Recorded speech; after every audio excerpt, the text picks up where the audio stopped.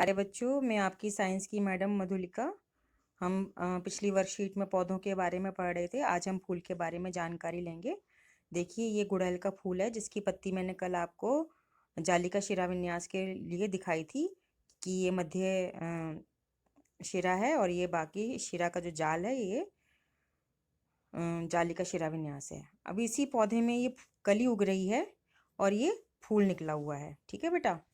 तो कली में देखेंगे कि ये जो छोटी छोटी हरी हरी दिख रही हैं और ये जो कली हरे रंग से ढकी हुई है, ये वास्तव में इसको हम बोलते हैं बाह्य दल। इसके अंदर फूल होता है, कली खिल के फूल बनती है। देखिए, ये कली खिल के फूल बन गई है। तो ये वाली जो है हरी हरी, और ये देखेंगे ये हरी हरी, ये जो खिल खिल गया इसको हम बोलते हैं बाह्य दल। तो ये मैं आपको फूल की रचना बता रही हूँ बेटा। फूल की रचना बोलेंगे या फूल की संरचना बोलेंगे। तो सबसे बाहर होता है बाह्य दल। ये गुड़हल के फूल में दो बाह्य दल होते हैं। एक तो ये वाला जो दिख रहा है पतली पतली पत्तियों वाला, और एक ये मोटी पत्ती वाला। और ये बाह्य दल हमेशा हरे रंग का होता है। फिर से देखेंगे, ये बाह्य दल हमेशा हरे रंग का होता है और कली के अंदर ये ऊपर कली को बनाता है। ठीक है बेटा। फिर ये होती है रंगीन पंखुड़ियाँ, जिसको हम इसको हम पंखुड़ियाँ भी कह देते हैं, रंगीन पंखुड़ियाँ भी बोल देते हैं। और इस फूल का ये जो हिस्सा है लंबा सा जो आपको दिखाई दे रहा है, इसमें संरचना है। ये जो है ऊपर, ये पुंकेसर कहलाते हैं। मैं थोड़ा पास ले आती हूँ, देखेंगे इसके ऊपर ये पराग होते हैं, इसमें पीला पीला पाउडर निकलता है और इसके अंदर नीचे एक पतला सा धागा है जिसको हम तंतु कहते हैं। पराग कोश और तंतु मिलकर पुंकेसर बनाते हैं और पुंकेसर फूल का नर हिस्सा। इस इस पूरी ट्यूब के ऊपर ये आपको 5 दिखाई दे रहे हैं सिर। देखेंगे, एक ये रहा, 2 3 4 और 5। इसको बोलते हैं वर्तिकाग्र। और ये जो डंडी होती है इसको हम बोलते हैं वर्तिका। और वर्तिका के अंदर फूल के नीचे जो है वो होता है अंडाशय। तो ये फूल का स्त्री केसर वाला हिस्सा है। अंडाशय जो होता है बेटा वो छुपा हुआ होता है, उसको निकाल दिखाने के लिए मुझे फूल को काटना पड़ेगा। तो बेटा, फूल की संरचना में ये जो पंखुड़ियाँ होती हैं, जो रंगीन हिस्सा होता है, ये पराग पराग फैल जाए, परागण क्रिया करने के लिए कीटों को आकर्षित करता है। कीटों जैसे मक्खी, मधुमक्खी, इनको आकर्षित करता है। तो प्रजनन में सहायता करता है। प्रजनन का मतलब है कि जब अंडाशय में बीज बनता है, उस बीज से हम नया पौधा उगा लेते हैं, वो प्रजनन है। तो ये पुंकेसर से परागकण गिर गिर जाए वर्तिकाग्र पर, उस क्रिया के लिए पंखुड़ियों का होना जरूरी है। पंखुड़ी मतलब रंगीन पत्तियों का होना बहुत जरूरी है। चलिए, अब मैं इसकी काट दिखाती हूँ क्योंकि अंडाशय इसमें छुपा हुआ होता है। प्यारे बच्चों, देखिए मैंने फूल को काट दिया है और ये देखिए इसका ये अंडाशय जो है बाहर आया है। ये देखिए, ये आधार पे लगा हुआ है। ये अंकुड़ियाँ दिख रही हैं आपको, ये अंकुड़ियाँ में अंकुड़ी मतलब बाह्य दल। तो इसको मैंने खोल दिया। ये बाह्य दल सुई की नोक से दिखा रही हूँ। और ये बाह्य दल के ऊपर जो आधार होता है, आधार के ऊपर ये अंडाशय है। अंडाशय से ये सफ़ेद पतली सी जो आपको जाते हुए दिखाई दे तार, जिसमें आगे ये 5 वो लगे हुए हैं। तो ये वर्तिका वर्तिका है और इसके आगे ये वर्तिकाग्र है। तो वर्तिकाग्र, वर्तिका और अंडाशय मिलकर बनाते हैं स्त्री केसर। और ये देखिए, ये मैंने पुंकेसर अलग कर दिए हैं इसके छील के। तो पुंकेसर नर हिस्सा होता है और स्त्री केसर मादा हिस्सा होता है। स्त्री केसर के 3 भाग होते हैं, दोबारा सुनेंगे। वर्तिकाग्र, वर्तिका और अंडाशय। अंडाशय कहाँ लगा हुआ होता है? छुपा हुआ होता है। आधार के ऊपर लगा हुआ होता है। आधार वो हिस्सा होता है जहाँ से सारी पंखुड़ियाँ, अंकुड़ियाँ और स्त्री केसर, मादा केसर सब उगते हैं या चिपके होते हैं, या जहाँ पे फूल होता है। ठीक है बेटा। तो ये हमने फूल की काट का चित्र से आप मिलाइएगा। ये सारे फूल आपको असली फूल में मैंने दिखाए हैं। तो हर फूल में बाह्य दल की संख्या भी अलग होती है। जैसे सुई की नोक से दिखा रही हूँ, इसमें आपको 6 बाह्य दल दिखाई दे रहे हैं।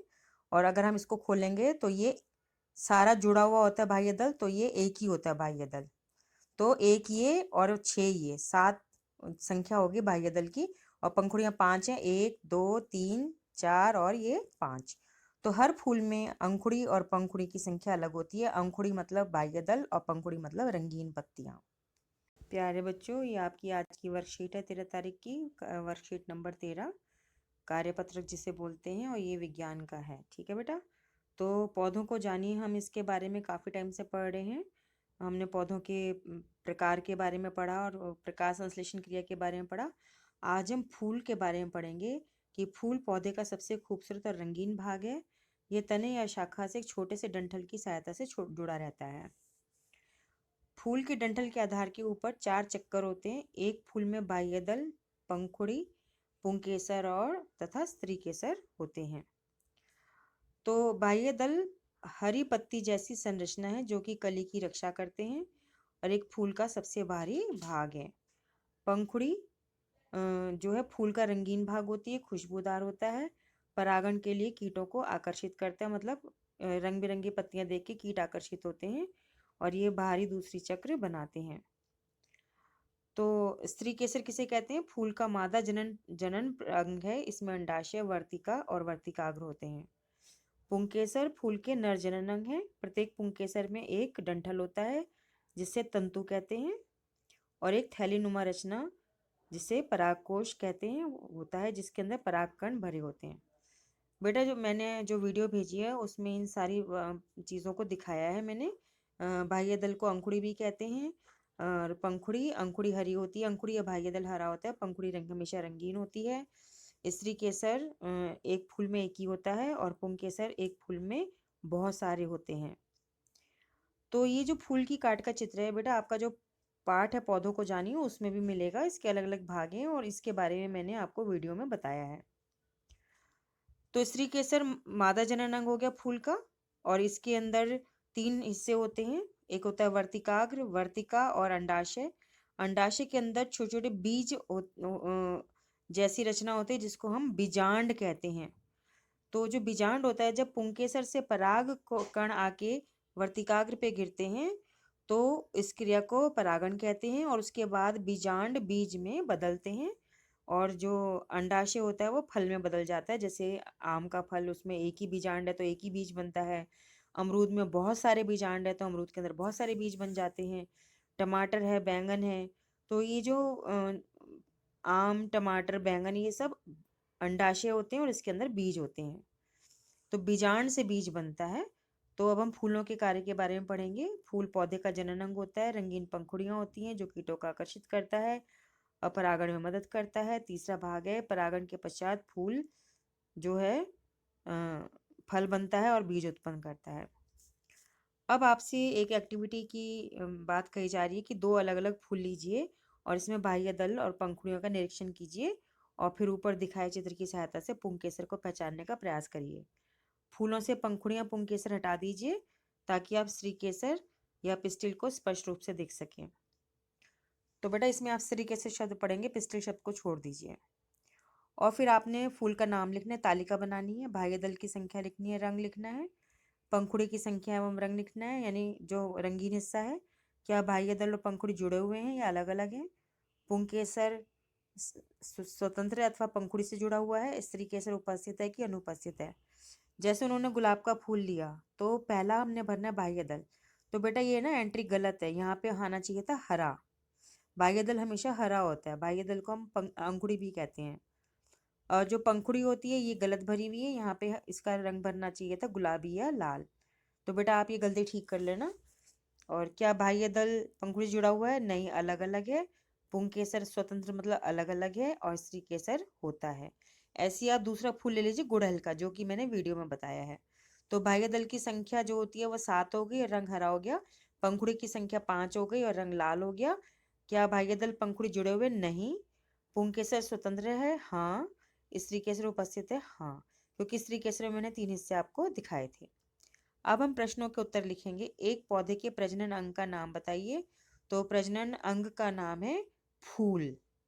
ठीक है बेटा, पौधे के प्रजनन अंग का नाम है फूल। फूल के किस भाग से पुंकेसर और परागकोश उपस्थित होते हैं? तो पुंकेसर और परागकोश फूल के नर जनन अंग में उपस्थित होते हैं। ठीक है बेटा। और एक पौधे का कौन सा भाग परागण में मदद करता है? पंखुड़ी। अभी हमने ऊपर पढ़ा था ना, पंखुड़ी यानी जो रंगीन पत्तियां होती हैं फूल की, वो परागण में मदद करती हैं। चौथा प्रश्न है, एक फूल के नर और मादा प्रजनन अंग का नाम बताइए। तो फूल का नर प्रजनन अंग है पुंकेसर और मादा प्रजनन अंग है स्त्री केसर। पांचवा प्रश्न कहता है चित्र को पहचानिए। तो बेटा इस चित्र के आगे तो आप लिखेंगे अंडाशय और इस चित्र के आगे आप लिखेंगे बीजांड। जब परागण हो जाता है तो बीज बनता है, तो अभी इस चित्र में आप क्या लिखेंगे? बीजांड।